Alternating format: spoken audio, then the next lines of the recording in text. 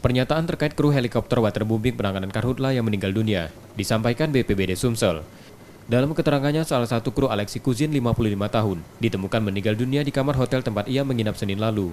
BPBD Sumsel menyampaikan, Alexi merupakan kru helikopter Kamov 321 BC PKIKR yang digunakan untuk waterbombing dan sudah sejak Juli bertugas di Sumsel.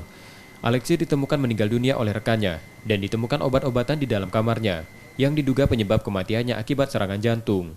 3 hari sebelum meninggal, Alexi mengantongi izin istirahat di hotel karena kesehatannya terganggu. Kini jenazah sudah berada di Rumah Sakit Bayangkara untuk divisum dan rencananya akan segera dikirim ke negara asalnya. Ada salah satu kru waterbombing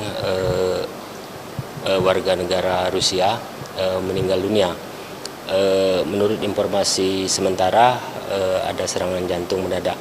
Tapi sekarang sedang dilakukan visum oleh Rumah Sakit Bayangkara. Hasilnya sudah keluar tapi belum kita konfirmasi sambil menunggu keluarga.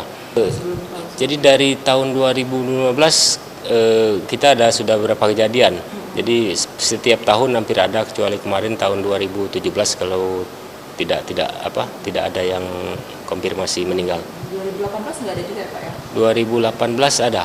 2018 ada. Jadi ini merupakan kejadian yang keberapa Pak untuk meninggal kru? Jadi sudah 6 jadi terhitung dari 2016. Meninggalnya kru helikopter untuk penanganan Karhutla di Sumsel ini bukan kali pertama. Sejak tahun 2015 kemarin ada 6 kru berwarga negara asing yang meninggal dunia. Reski Oktora, Muklas Diferensial, Kompas TV, Palembang.